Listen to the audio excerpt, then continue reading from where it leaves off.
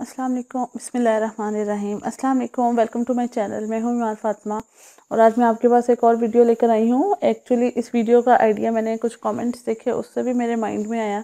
अच्छा, कस्टमर्स जो है ना वो तंग बहुत हैं बैंक्स के चार्जेस से। ठीक है, आई एग्री कि बनता है, सारा कुछ है, ठीक है, लेकिन एक हर साल जो है वो आपके अचानक से अकाउंट से 1000 रुपया जो है वो कट जाता है।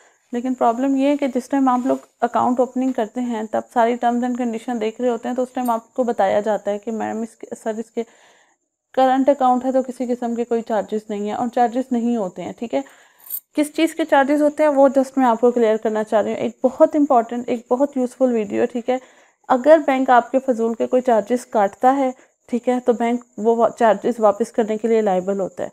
लेकिन अगर वो चार्जेस हैं, अगर ड्यूरिंग अकाउंट ओपनिंग किसी ने आपको नहीं बताए, तो वो उस अकाउंट ओपनिंग ऑफिसर या जो भी है उसकी गलती है।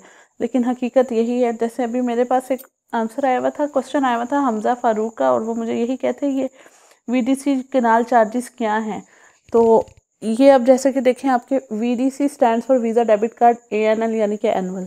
हर साल आपके डेबिट कार्ड के एनुअल चार्जेस कटते हैं और हर बैंक काटता है, हर बैंक अपने हिसाब से काटता है। ठीक है, अब नॉर्मली अलाइड बैंक है अगर, तो उसके कितने चार्जेस हैं, 700 चार्जेस हैं। ठीक है, और उसके ऊपर हर चार्जेस के पीछे, ठीक है, बैंक जो भी चार्जेस ले रहा होता है अपने कस्टमर से, जो भी इसकी इनकम जनरेशन बन रही होती है, उसके साथ वो गवर्नमेंट को एक सर्टेन अमाउंट, जो भी करंट आपका एफईडी रेट चल रहा होता है, उसकी पेमेंट करने का लायबल होता है। ठीक है, जैसे कि बैंक अगर आपसे वीडीसी के 700 चार्जेस काट रहा है, जो कि यही हैं 700, तो बैंक उसके ऊपर 16% जो है वो एफईडी चार्ज करता है, वो जो कि बैंक नहीं कर रहा होता, वो गवर्नमेंट कर रही होती है।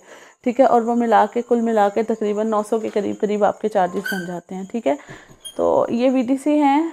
और अच्छा, अगर फर्स्ट टाइम जब आपका वीज़ा डेबिट कार्ड अप्लाई हो रहा होगा, ठीक है, तो ऑब्वियसली कार्ड की अपनी भी फ़ीस है, कार्ड की प्रोसेसिंग फ़ीस होती है, कार्ड बन रहा होता है, उसका मटेरियल, उसकी हर एक चीज़ के, उसके जो है वो 1200 चार्जेस होते हैं। ठीक है, नॉर्मली जो आप एक कार्ड यूज़ कर रहे हैं और उसका साल बाद आपका जो चार्जेस कट रहे हैं, वो चार्जेस क्या होते हैं, वो आपके एनुअल चार्जेस होते हैं। ठीक है, वो उस चीज़ के कट रहे होते हैं और एडवांस में कटते हैं। तो ये एक मैंने आपको बात बतानी थी। प्लस इन्होंने मुझसे पूछा कि what is VDC annual charges.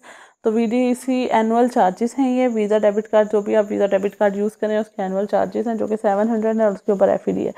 Similarly एक और चार्जेस जो बहुत ज़्यादा देखने को मिलते हैं कि अगर आप अलाइड में एक अपनी पेरेंट ब्रांच को छोड़ के कहीं से भी ऑनलाइन ट्रांजैक्शन कर रहे हैं, ऑनलाइन ट्रांजैक्शन का मतलब है अगर आप अपनी पेरेंट ब्रांच को यूज़ नहीं करें, किसी और ब्रांच को यूज़ करके आप अपने अकाउंट में पैसे डलवा रहे हैं, या एक ब्रांच से किसी और ब्रांच में पैसे डलवा रहे हैं या निकलवा रहे हैं, तो वो ऑनलाइन चार्जेस होते हैं। ठीक है, डिपॉजिट पे चार्जेस नहीं हैं, लेकिन विड्रॉल पे चार्जेस हैं। ठीक है, अगर विद इन सिटी आप करवा रहे होते हैं तो 23 रुपये चार्जेस हैं, मतलब तकरीबन 25 रुपये, उसके ऊपर एफईडी मिला के 25 रुपये वो बन जाते हैं। ठीक है, वो बैंक का अपना कमीशन होता है, कमीशन के ऊपर उसको एफईडी देना पड़ता है, 20 रुपये उसके चार्जेस हैं, 3 रुपये एफईडी है, तो 23 रुपये चार्जेस हैं। ठीक हो गया।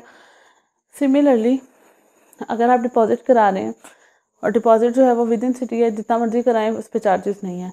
हाँ, अगर आप किसी और सिटी के वो हैं में डिपॉजिट करा रहे हैं, तो वो डिपेंड करता है। ठीक है, वो 380 से चार्जेस शुरू होते हैं, उसके बाद 1 मिलियन से ऊपर वो अमाउंट जो है वो वेरी करती है। ठीक हो गया, एक ये मैंने आपको बात बतानी थी। सेकेंड बात ये इसी ऑनलाइन चार्जेस की बात है कि अगर आप 2.5 लाख से ज़्यादा अमाउंट का कैश जो है वो चेक जो है वो कैश कराएंगे, तो उसके ऊपर आपके ये जो 23 रुपये चार्जेस हैं वो नहीं होंगे। ठीक है, बाकी अमाउंट के साथ जो है वो वेरी कर रहे होते हैं। ये जो न्यू स्केड्यूल और चार्जेस है, मैंने देखा है, मुझे स्केड्यूल और चार्जेस पे बहुत अच्छा रिस्पांस मिला है, वीडियो पे व्यूज़ भी बहुत ज़्यादा मिले हैं। तो मैं डेफिनेटली जो भी जुलाई में रिवाइज़ हुए हैं, नेक्स्ट वीडियो में वो चार्जेस भी लेकर आऊँगी। लेकिन इस टाइम मुझे लगा कि आप लोगों के क्वेश्चन के आंसर्स भी मुझे देने हैं और कुछ प्रॉब्लम्स हैं जो कि क्लियर करनी है।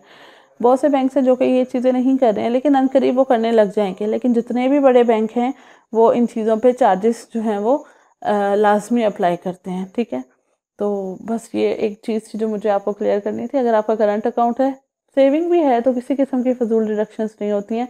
सिंपल आपका क्या होता है, सेविंग अकाउंट में भी एक तो थोड़ा सा ये कॉस्टली होता है। लाइक अगर चेकबुक का एक लीव अगर करंट अकाउंट का 12 रुपये का है, ये चेकबुक करंट अकाउंट की 50 लीव्स वाली 600 की है, तो सेविंग की वो 750 की होगी। ठीक है, क्योंकि सेविंग पे आपको एक प्रॉफिट मिल रहा होता है, बैंक वाले प्रॉफिट दे रहे होते हैं, तो वो बदले में कुछ ले भी रहे होते हैं। सिमिलरली अगर आपका जो भी एनुअल प्रॉफिट लगता है, बाय एनुअली लगता है 6 महीने के बाद, उस प्रॉफिट के ऊपर गवर्नमेंट अपना विद होल्डिंग टैक्स जो है वो डिडक्ट करती है। हर गेन पे गवर्नमेंट टैक्स जो है वो डिडक्ट करती है। प्रॉब्लम ये है कि अब इतने सारे टैक्स आ गए हैं कि हम लोगों को खुद ही पता नहीं चलता कि हम लोगों ने क्या चीज़ पे करनी है, उसकी वजह से हर चीज़ के चार्जेस आपको बहुत ज़्यादा लग रहे हैं। तो ये चार्जेस हैं, ठीक है। तो बस ये एक वीडियो थी जो मुझे आपके साथ लाजमी शेयर करनी थी। तो आई होप कि ये भी वीडियो आपको बहुत अच्छे से समझ आई होगी। Thank you so much from my side, और इंशाल्लाह मैं आपके पास आऊँगी एक मज़ीद एक अच्छी वीडियो लेकर। तब तक के लिए अपना बहुत सारा ख्याल रखिएगा, और प्लीज़ मेरे चैनल को लाइक करें, सब्सक्राइब करें, ताकि मुझे मोटिवेशन मिले, मैं आपके लिए मज़ीद अच्छी अच्छी वीडियोस लेकर आऊँ। और अपना बहुत सारा ख्याल रखिएगा, और प्लीज़ मुझे ज़रूर बताया करें कि आपको किस चीज़ के बारे में इंफॉर्मेशन चाहिए। I will definitely share it with you, ठीक है। Thank you so much from my side. अपना बहुत सारा ख्याल रखिएगा। अल्लाह हाफ़िज़।